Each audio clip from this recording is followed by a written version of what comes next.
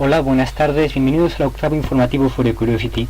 En este informativo vamos a ver cómo en las últimas 2 semanas Curiosity ha pasado de Bell Island a la zona de Yellowknife Bay, es decir, a la bahía del cuchillo amarillo.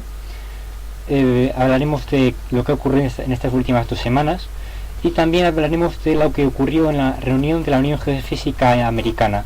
Hubo un reporte bastante completo de la actividad de Curiosity y sobre todo se habló de los resultados del instrumento SAM de los que tanto se ha hablado en las últimas semanas. Finalmente hablaremos de las últimas imágenes que han llegado desde Curiosity, que han resultado bastante interesantes. Empezamos ya a hablar del desarrollo de la misión. Recordamos que Curiosity ha pasado buena parte de los 130 soles casi que lleva en Marte en una duna conocida como Rocknest. Vemos aquí una panorámica de esa duna, vemos un terreno dominado por la arena, algunas de las rocas que recordamos que Curiosity estuvo estudiando en ese tiempo, y fue en el Sol 101 cuando Curiosity abandonó Rocknest y se fue a Bell Island.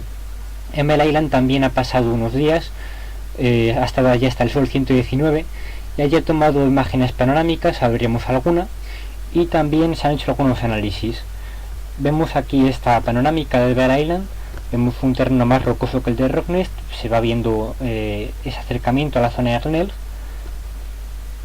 y también allí se han hecho algunos análisis. Concretamente el instrumento SAM recibió muestras que llevaban Curiosity almacenadas de Rocknest y que todavía no se sabe, se han estado analizando esas muestras, y también se han hecho otros análisis fundamentalmente con la ChemCam y el instrumento APXSS para los dos espectrómetros, uno láser y el otro de rayos X. Después de Bell Island se abandonó y se fue a Saller. En Saller tomó otra panorámica y también en Saller se estuvo analizando el terreno con la ChemCam, con la cámara láser que analiza el espectro de las rocas, y por eso puede ser la composición. Los análisis se centraron en este tipo de formaciones, son piedras planas, y bueno, es geológicamente interesante el conocer el origen de estas rocas. También en esta panorámica de Saller se ve en la parte de arriba la base de Monte Sharp, que recordamos es el objetivo de Curiosity. Pasamos ya a hablar de los resultados de la Unión Geofísica Americana, esta reunión que hubo y en la que se habló de los resultados de SAM principalmente, pero se habló también, por ejemplo, de un instrumento DAN.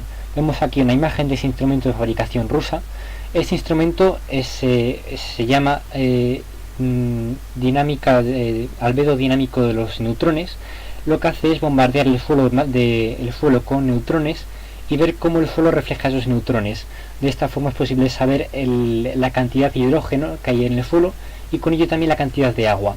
Lo que se ha observado con ese instrumento en estos 4 meses que Curiosity va en Marte es que a poca profundidad, unos 30 centímetros, hay más bien poca agua, y es a partir de los 30 centímetros cuando la cantidad de agua dentro de los minerales, no agua suelta, está entre el 2 y el 6%. Se habló también del instrumento, vamos aquí más sobre el funcionamiento del instrumento DAN, cómo se lanzan los neutrones hacia el suelo y los neutrones son reflejados. En cuanto al instrumento ChemIn, también se habló de él. Se ha hablado de los análisis que ha hecho en Rocknest, y en esos análisis lo que se ve es que solo la mitad de la arena de Marte, solo la mitad de la cantidad es cristalina. Esto es interesante porque el instrumento ChemIn, recordamos que lo que hace es analizar la estructura cristalina de los materiales. Por tanto, los materiales que no tienen una estructura cristalina pierden interés para ese instrumento. Lo que se ha visto en esa parte de las muestras que tenían estructura cristalina es que eran fundamentalmente basalto, 43% feldespato y 20% olivino. El basalto es una roca volcánica, y en este caso, por la composición concreta, se sabe que proviene de una erupción volcánica. En cuanto a la parte no cristalina de las muestras, esa parte se puede analizar con SAM, que es el otro instrumento que fue importante en estas conferencias. Vemos aquí el funcionamiento de SAM. Lo que hace es evaporar la muestra, más que evaporarla, calentarla y ver los gases que suelta. Estos gases se dirigen a los instrumentos de análisis, y estos instrumentos obtienen su composición y isótopos y cosas interesantes.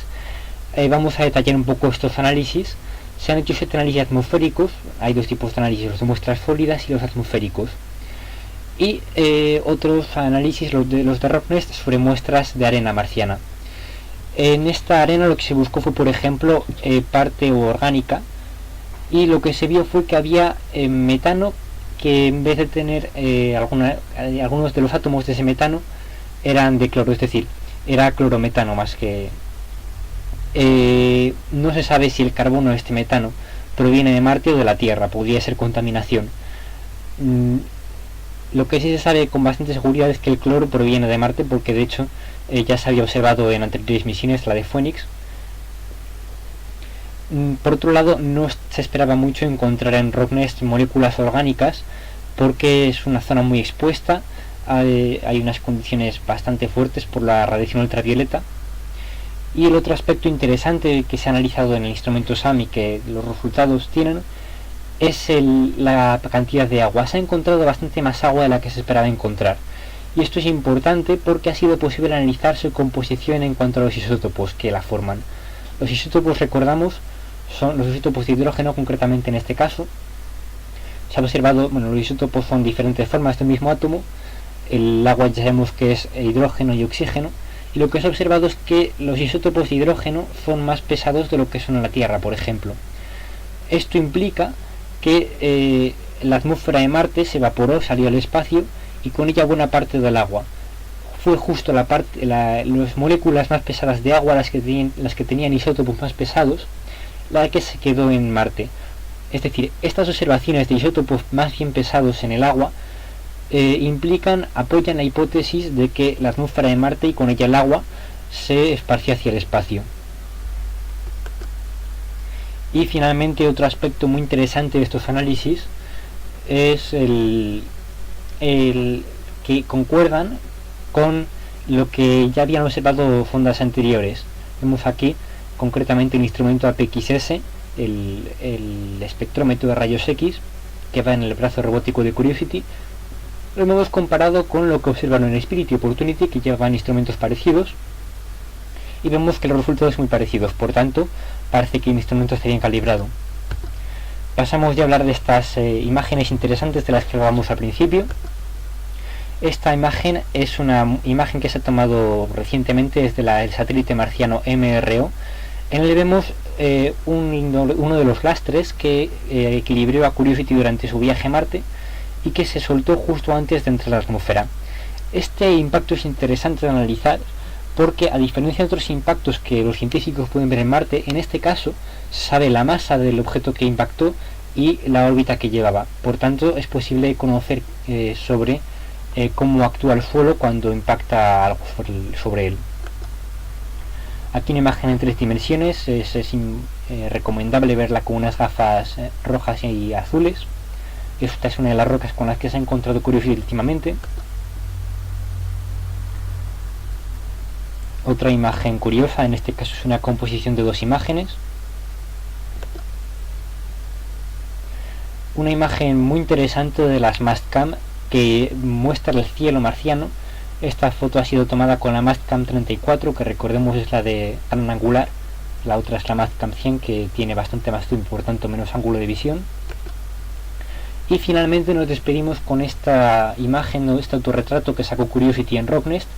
Hay algunas imágenes en esta composición que son nuevas, y ahora podemos ver el monte SAR bastante mejor.